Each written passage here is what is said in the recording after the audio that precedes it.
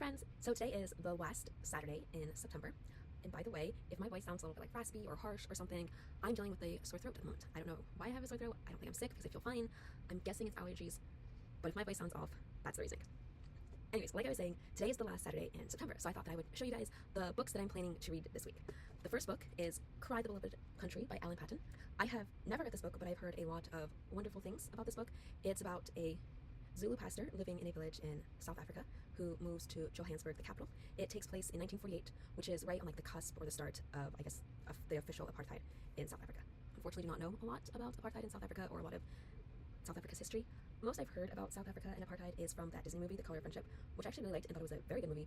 I haven't read this book yet, so I can't speak definitively to how it is or what's it about, but I am very excited to read this book. Again, I've heard that it is a very poignant novel, and I'm looking forward to finishing this book.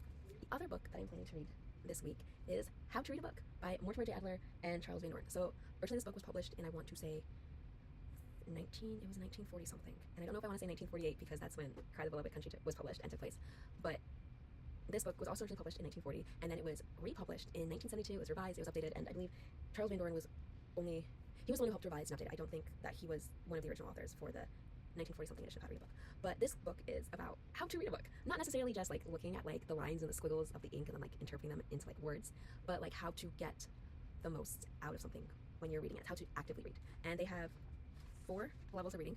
There's elementary reading, inspectional reading is level 2, level 3 is analytical reading, and then level 4 is synoptic reading. And I read the first couple chapters already. I haven't finished the book yet, but I'm very much looking forward to it. One of the reasons why I want to read this book is because I'm hoping to read more like literature, more nonfiction books. I want to be more widely read, and this book is supposed to be very helpful if that is your goal. So those are the 2 books that I'm reading this week. Have read these books and you have any thoughts about them, please let me know. I'm excited to read these and to learn from them.